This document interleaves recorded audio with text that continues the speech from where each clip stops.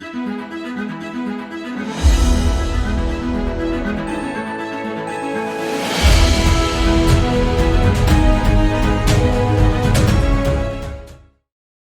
and welcome to the Big Market Debate powered by Investonomics, an initiative by ICICI Direct. Investonomics that aims at providing holistic approach towards capital markets.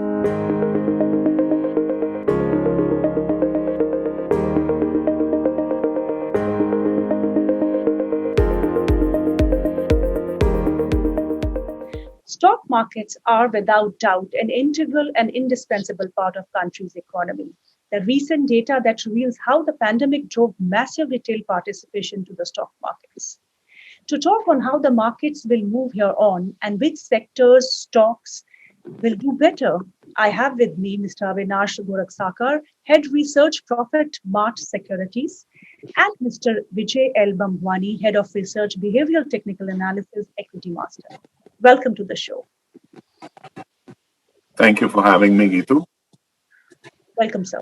My first question is for Avinash. Avinash, unlike the first wave, which was largely limited to the urban clusters, the second wave has seen deeper and wider penetration. What is the kind of impact that you see of the COVID second wave on the Indian economy? Thank you first, Geetu, for giving me the opportunity. First of all, COVID-2 and COVID-2 are completely different. COVID-2 has, for the first time, impacted the rural economy more. And there is no doubt that going forward, if this trend of COVID cases doesn't come down, then I think you're going to see a disruption in overall demand for consumption-related kind of segments. And to that extent, I think companies which are largely dependent on the rural markets, typically for two-wheelers or for FMCG products, I think you're going to see definitely shrinkage in demand. And obviously, then the recovery gets, back-ended for the second half of FY22. So I think in terms of the economic shock, I think the rural markets are going to now play a spoil sport, unlike the urban markets. And I think companies which are largely dependent on the rural markets are definitely companies where we could see softer numbers in the quarter 1 and quarter 2. So I think net, it's going to be a little painful for the branded, consumption and discretionary kind of products companies. But yes, I think, hopefully, I think the second half of FY22 will be better. And as far as the economy is concerned, I think, the best part is that manufacturing companies, especially consisting of capital goods, cement, autos, these are large, components of the manufacturing, sector, which are doing well. So possibly, I think, these companies, if they continue to do well, then I think to a large extent, this impact, which is going to come negatively from the FMCG or from the branded FM consumption sector, consumer durable sector, that could be partly neutralized. So net, I think it's a wait and watch now, but I think, yes, some amount of damage will happen. Vijay, what do charts of Nifty and Sensex suggest in medium to long term? Are we in for a new record highs, or do you expect the volatility to return back to markets? Well, Geetu, the markets are continuing with their stratospheric run. They're defying gravity. And to a very large extent, I concur with what Avinash said. So to that extent, they're also defying logic. Now, the Nifty and the Bank Nifty peaked out somewhere in the middle of February 2021. And the Nifty peaked out close to 15,400, 30 odd levels. Add to it the Feb to March, March to April, and April to May cost of carry. So that will be roughly around 100, 150 rupees, which means 15,600 is a point where any and everybody who's got the Nifty long in the futures segment will break even.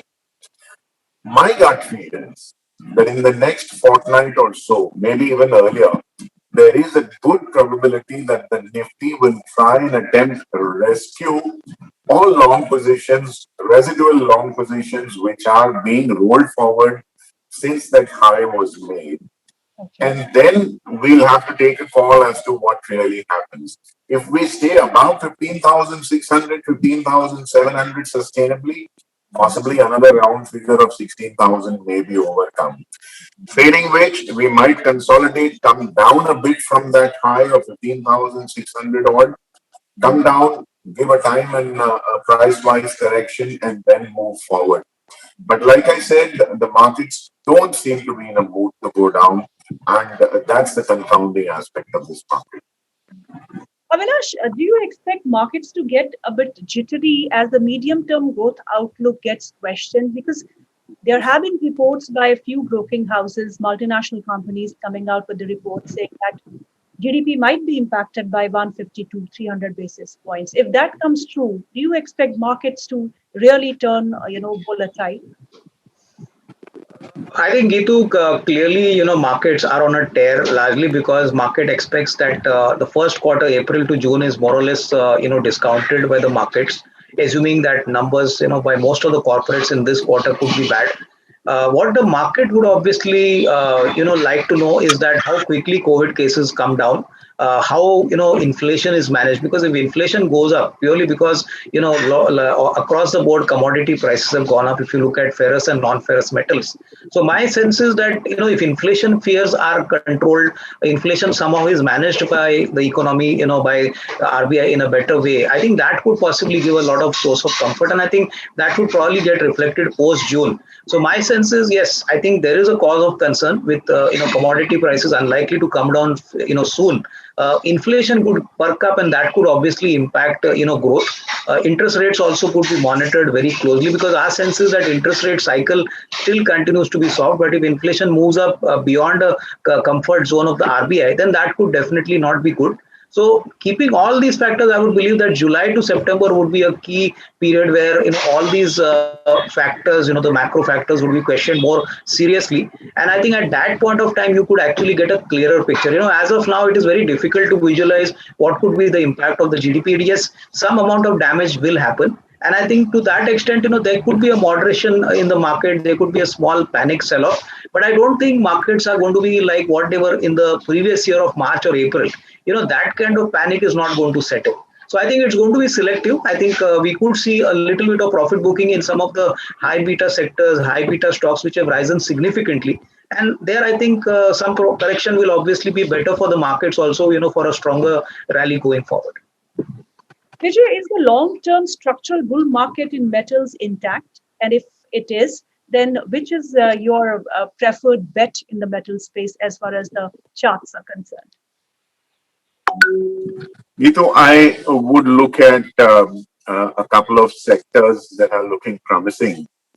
I think private banking, the frontline banks like HDFC, Kotak Bank, over a period of time, I'm talking of ranging between 6 to 9 months as medium term and possibly 18 to 24 months as the long term time frame from my point of view, of course.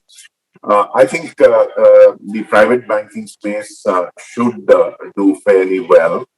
I think FMCG, after the initial shock, Avinash spoke very nicely about the rural demand contraction, and I concur. I think the charts have started to discount that aspect in advance, and many of these counters like Unilever, Britannia, Nestle, etc., have already been hammered down quite a bit. At maybe 10-15% lower levels, it would make sense to start bottom fishing in a very, very phased manner. The other aspect I would look at is the IT stocks. Okay. I have a feeling that the USD INR should basically bottom out close to 71.5 odd levels and then start to move up, which would mean companies that are in the export business, and software is an export oriented industry, should start doing fairly well.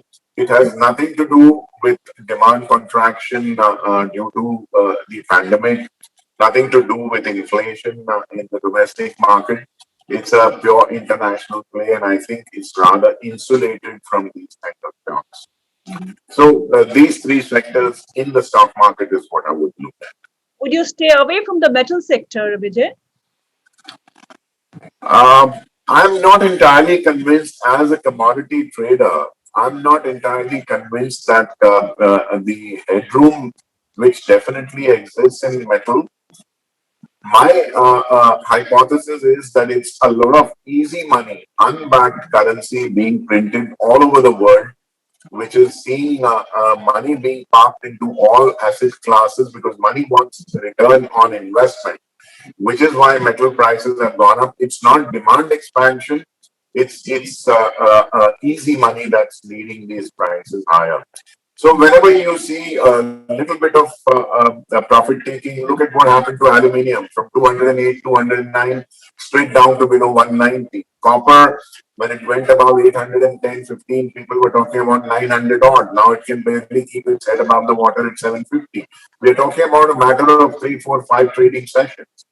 Of all the surprising things that I've seen is lumber, lakdi, wood, go up 6 times in the last 13 months. Are people making all that much of furniture? I don't think so.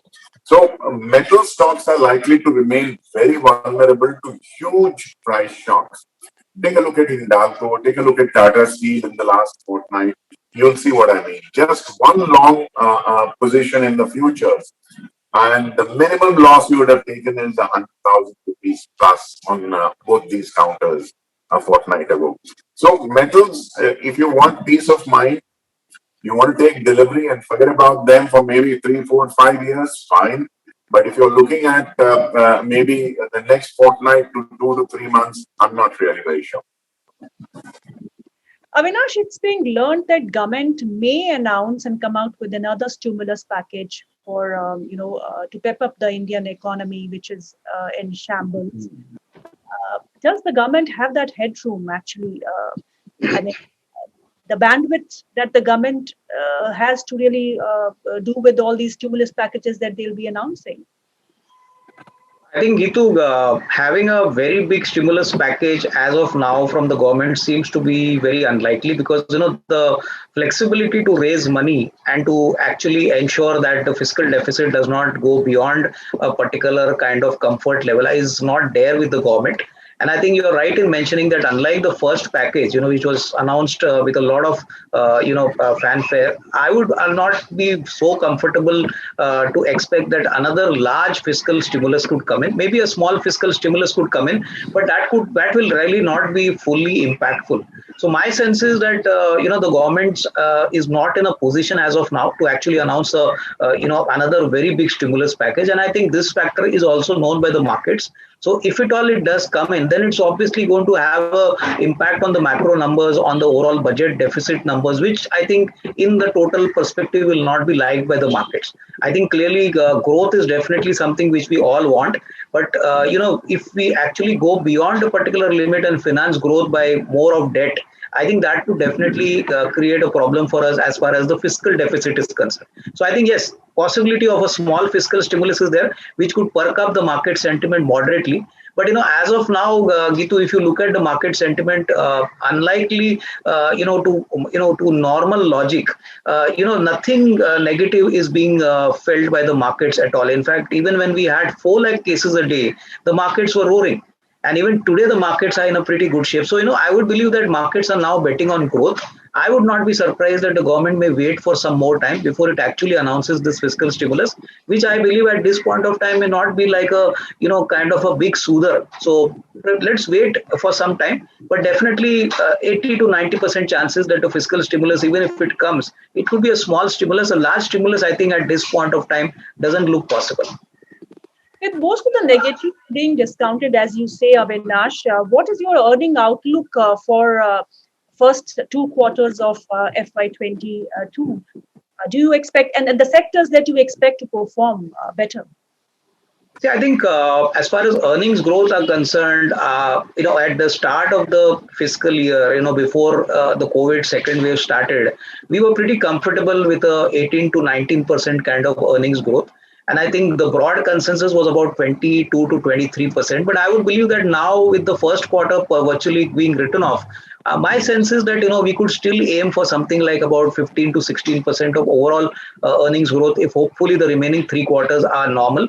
Most importantly, the sectors which should do well, I would believe I am still positive on the agri-related sectors and the manufacturing, sectors, specifically companies from the infra space, from the capital goods space, from the agri-chemical space. These are sectors, Gitu, I think there's a lot of upside opportunity. And even though rural markets have been impacted, I think the clear opportunity for these companies to grow over the next, say, 3-4 quarters are pretty positive. I would obviously avoid, companies, from the hotel space, from the aviation space, and obviously, anything to do with traveling. So, because as of now, I still sense that it would take a long time for these sectors to actually pick up and recover. And for them, I think growth could catch up only from FY23 onwards. So I think you need to be very careful on your stock selection as well as your sector selection, because earnings recovery for these 2-3 sectors looks pretty weak. Vijay, if you talk about Reliance Industries, I mean, pressure point on the markets has been the underperformance of Reliance Industries. What is your view on RIL charts? What do charts suggest for RIL? Well, I absolutely agree with you that being such a huge heavyweight, Reliance should have performed better. It's lagging the markets and it's appearing top heavy. My guess is on the upside, there is a potential for Reliance to go to maybe 2200, 2240 odd levels. And the downside is somewhat of an equal of 1860 to maybe 1820 odd levels. Noteworthy is the fact that unlike the past, when we used to see rallies in the markets, and I've seen quite a few rallies from 1986 that I have been in the market since, Reliance used to lead the way forward. It used to play the part of a leader very, very well. But now it's kind of relegated to the sidelines, if you will. I think it's very critical that if the markets were to move significantly from here, Reliance has to participate. So it must break out above the 2250 odd level and stay above it after it breaks out. Till that happens, I think the volatility and the uncertainty, the tentativeness in the headline industry might just remain. Avinash, what's your take on the cement space? I mean, cement has seen a good momentum in most of the companies, with the capacity utilization as high as 100% for some of them.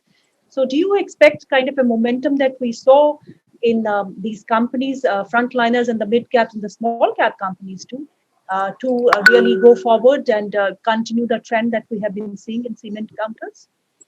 Yeah, I think cement as a sector, Gitu, should outperform. In fact, in Q4, we saw a very interesting trend that not only volume growth, but even price realizations across regions have been very smart and very, sizable. And that has been the key reason for, operating leverage in these companies kicking in. And companies which had the access to higher capacities obviously benefited from this, market scenario. My sense is that both companies which are operating in central India, typically in South India, and obviously companies which have got a pan India presence would benefit. And I think here the large companies like Ultratech, or for that reason Aramco Cements, a smaller company like Heidelberg Cement, I think companies like even Shri Cement or Orient Cement, where numbers have been very strong. This momentum will at least continue for the next 2 to 3 quarters, because this is the way they are behaving. I would believe that demand for the first time has shown a very strong up move post the lockdown. So my sense is that yes, if infrastructure picks up, you're going to see a lot of activity in these cement counters. And since cement is a part of infrastructure, I would believe that well managed companies which are not highly leveraged and which operate at higher capacity utilization will obviously get the benefit of higher prices, and that would boost their earnings growth quite well. So I think net one should stay invested here. Vijay, any pockets of strength that you've identified in the FMCG space? Any companies that you like on chart? I would typically stick to the frontline counters like in Unilever, Colgate, and Britannia. Like I said earlier, I would want them to decline first. I would want them basically to show me some kind of conclusive evidence that the bottoming out process is more or less complete. The price volume open interest correlation, if you will. Another counter that I might want to look at is Dabur.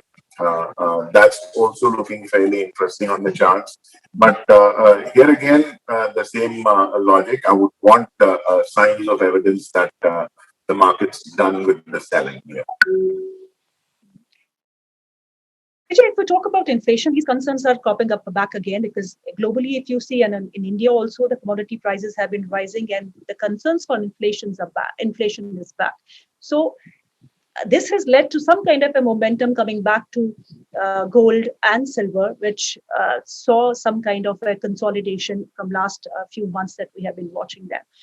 What is expected of gold and silver from the current levels? Do you expect a bull run for both of them?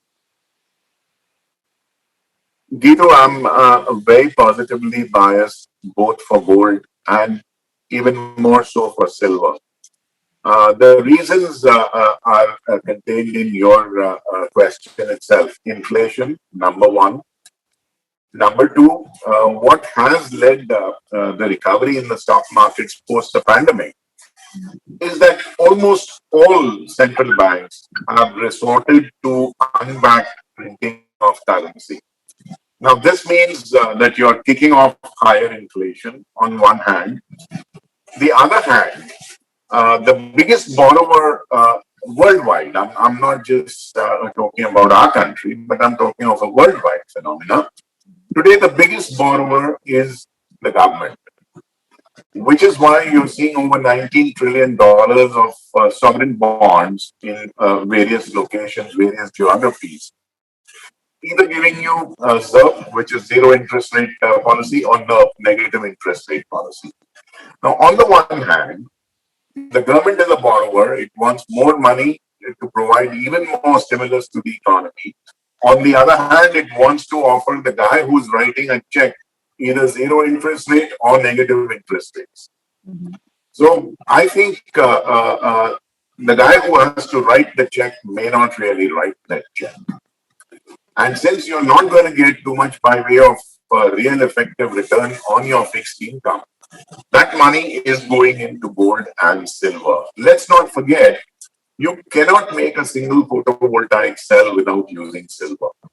You cannot have Internet of Things without using silver. You cannot have electric vehicles without using silver. And the best part, you cannot have the switching systems in 5G unless you have silver. So you have silver, which is both a store of value and industrial usage, and gold, which is likely to benefit from any kind of excessive volatility that you recently saw in cryptocurrencies, which had taken away a lot of allocation from gold. And once this kind of volatility unsettles a lot of traders, that money is likely to come back to gold again. So I'm for the year 2021 calendar and 2022, even more so, I'm extremely bullish on both gold and silver, particularly silver. Avinash, what's your view on inflation? Do you expect the RBI's accommodative stance to really continue? I think clearly, at least till September, Ritu, my sense is that the accommodative stance would continue. But I think post-September, hopefully, if inflation goes up significantly, then I think that is definitely going to have a significant impact on inflation. My sense is that, till date, the accommodative stand would continue because obviously the industry requires good amount of support by way of low interest, rates. But overall, once the economy is in a much better shape to take some sort of shocks in the system, I think the interest rate cycle would definitely turn upwards. It cannot be assumed that interest rates would remain low for a long time.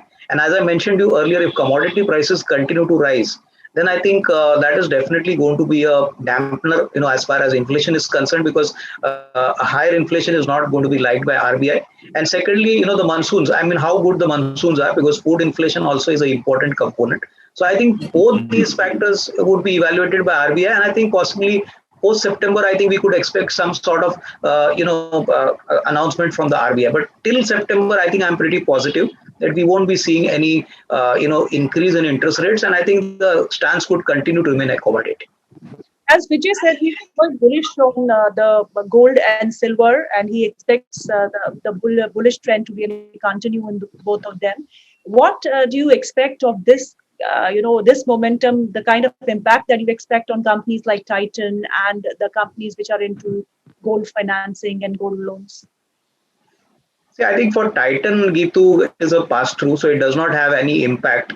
But I think for companies like Muthoot Finance and Manappuram, which are into the gold finance business, I think for them it would be beneficial because if the gold value increases, their loan to value component obviously, is beneficial for them.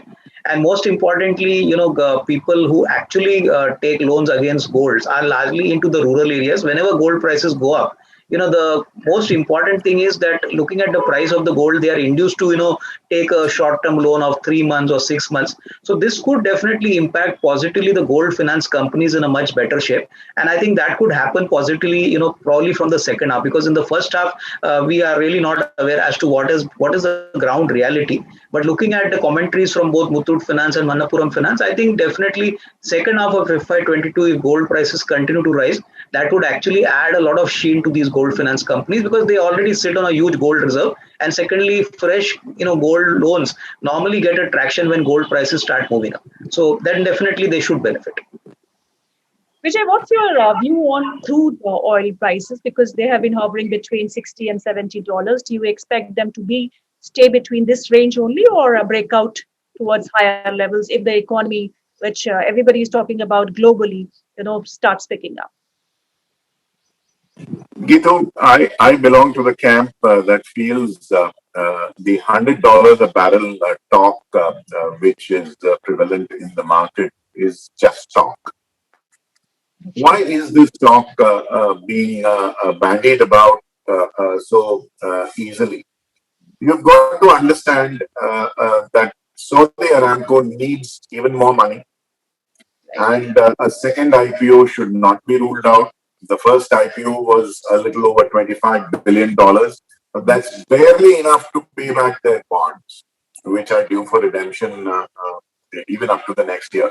As a matter of fact, they are here to refinance in the market for $10 billion worth of bonds that are already due for redemption. So what does Saudi Aramco sell? Oil primarily, with a little bit of gas also.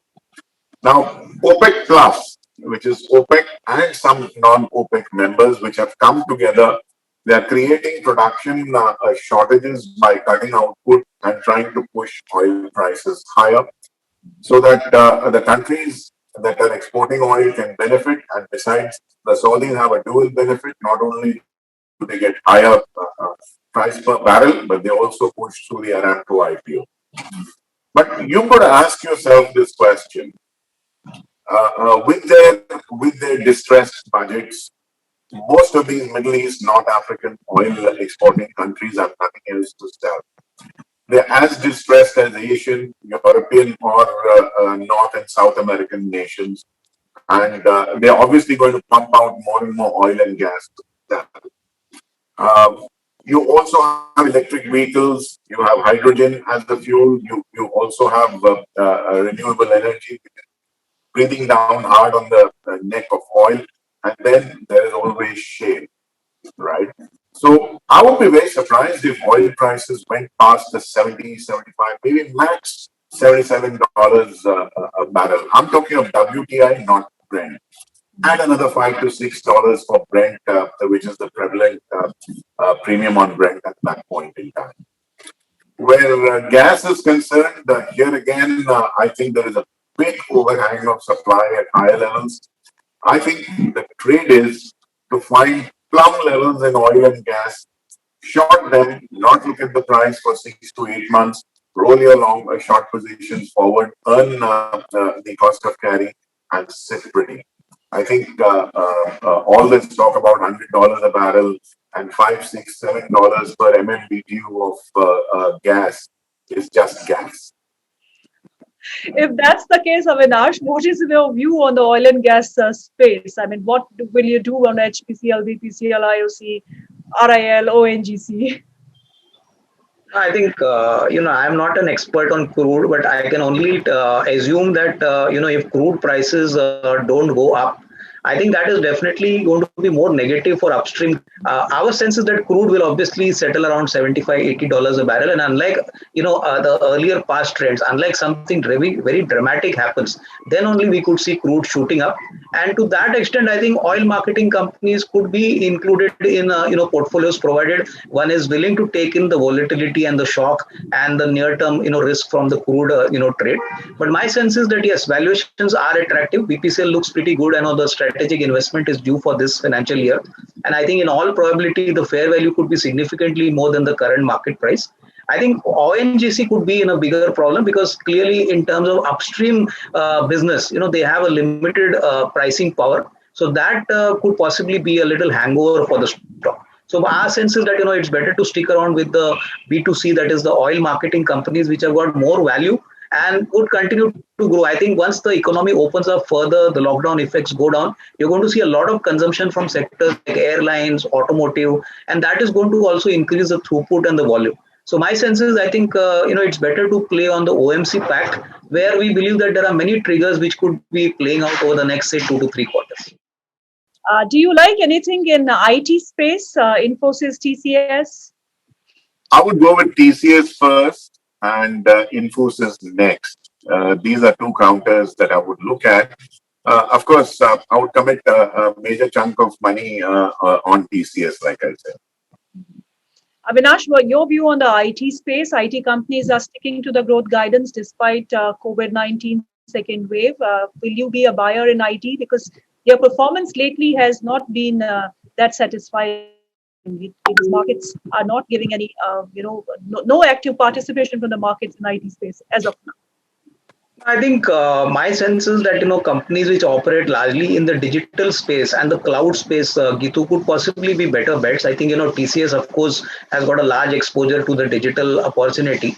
The same thing applies for Infosys, but one were to look at the risk reward, then the larger part of the alpha creation could happen from smaller companies, companies which are largely into digital, like Happiest Minds, or for that is in Persistent Systems, or even companies like typically Mindtree, which have shown a strong kind of migration to the cloud and the digital space. So I would believe that it's going to be selective across the board. Maybe we may not find any companies, all companies which may go up, in the very near term. But I think selective companies, which have got a large dominance to the cloud and the digital opportunity, would definitely grow. And I think the biggest advantage for these companies is that post-COVID, online activities, both from corporates and individuals, have picked up significantly, and that is now going to be a ever-growing opportunity. So I think that obviously would play a very big role for these companies.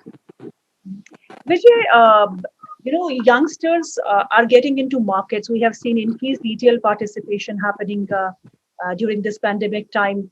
Many of the new youngsters are getting into stock markets, and many of them would like to learn about technical analysis.